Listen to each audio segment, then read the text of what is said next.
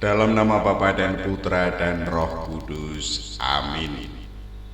Aku mengucap syukur kepadamu ya Allah atas anugerah yang boleh aku terima saat ini, khususnya semangat untuk mendengarkan sabda-sabdamu.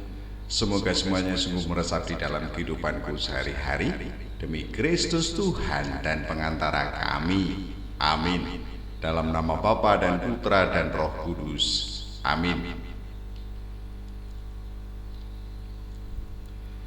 Apabila Tuhan Allahmu sudah melenyapkan bangsa-bangsa yang negerinya diberikan kepadamu oleh Tuhan Allahmu, dan engkau sudah menduduki daerah mereka dan diam di kota-kota dan rumah-rumah mereka, maka engkau harus menghususkan 3 kota di dalam negeri yang diberikan Tuhan Allahmu kepadamu untuk diduduki. Engkau harus menetapkan jauhnya jalan dan membagi dalam 3 bagian wilayah negeri yang diberikan Tuhan Allahmu untuk dimiliki olehmu, supaya setiap pembunuh dapat melarikan diri ke sana.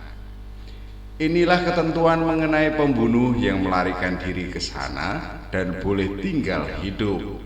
Apabila ia membunuh sesamanya manusia dengan tidak sengaja dan dengan tidak membenci dia sebelumnya, misalnya apabila seseorang pergi ke hutan dengan temannya untuk membelah kayu, ketika tangannya mengayunkan kapak untuk menebang pohon kayu, mata kapak terlucut dari gagangnya lalu mengenai temannya sehingga mati, maka ia boleh melarikan diri ke salah satu kota itu dan tinggal hidup. Maksudnya supaya jangan penuntut tebusan darah sementara hatinya panas dapat mengejar pembunuh itu, karena jauhnya perjalanan menangkapnya dan membunuhnya, padahal pembunuh itu tidak patut mendapat hukuman mati karena ia tidak membenci dia sebelumnya. Itulah sebabnya aku memberi perintah kepadamu demikian, 3 kota haruslah kau khususkan.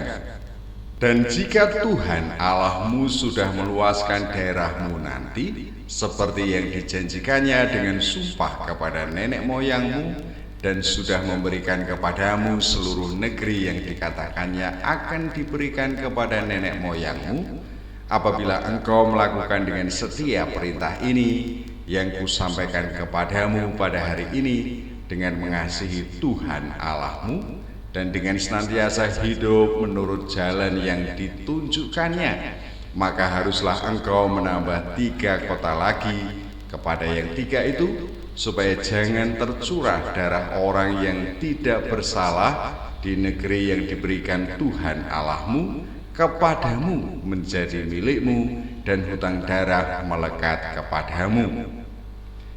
Tetapi apabila seseorang membenci sesamanya manusia dan dengan bersembunyi menantikan dia, lalu bangun menyerang dan memukul dia sehingga mati, kemudian melarikan diri ke salah satu kota itu, maka haruslah para tua-tua kotanya menyuruh mengambil dia dari sana dan menyerahkan dia kepada penuntut tebusan darah, supaya ia mati dibunuh.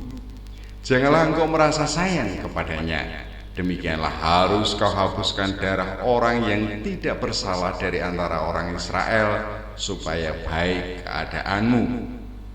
Janganlah menggeser batas tanah sesamamu yang telah ditetapkan oleh orang-orang dahulu di dalam milik pusaka yang akan kau miliki di negeri yang diberikan Tuhan Allahmu kepadamu untuk menjadi milikmu. 1 orang saksi saja tidak dapat menggugat seseorang mengenai perkara kesalahan apapun atau dosa apapun yang mungkin dilakukannya. Baru atas keterangan 2 atau 3 orang saksi, perkara itu tidak disangsikan. Apabila seorang saksi jahat menggugat seseorang untuk menuduh dia mengenai suatu pelanggaran, maka kedua orang yang mempunyai perkara itu haruslah berdiri di hadapan Tuhan, di hadapan imam-imam dan hakim-hakim yang ada pada waktu itu. Maka hakim-hakim itu harus memeriksanya baik-baik Dan apabila ternyata bahwa saksi itu seorang saksi dusta dan bahwa ia telah memberi tuduhan dusta terhadap saudaranya, maka kamu harus memperlakukannya sebagaimana ia bermaksud memperlakukan saudaranya. Demikianlah harus kau hapuskan yang jahat itu dari tengah-tengahmu. Maka orang-orang lain akan mendengar dan menjadi takut sehingga mereka tidak akan melakukan lagi perbuatan jahat seperti itu di tengah-tengahmu. Janganlah engkau merasa sayang kepadanya, sebab berlaku nyawa ganti nyawa, mata ganti mata, gigi ganti gigi, tangan ganti tangan, kaki ganti kaki.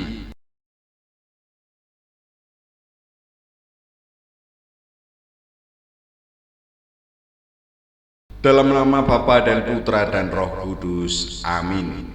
Kembali mengucap syukur kepadamu ya Allah atas kasih karunia yang boleh aku terima dari tangan-Mu. Semoga semua sabdamu yang sungguh menjadi penuntun jalan hidup kami sungguh meresap di dalam kehidupan kami sehari-hari. Demi Kristus Tuhan dan pengantara kami. Amin. Dalam nama Bapa dan Putra dan Roh Kudus. Amin.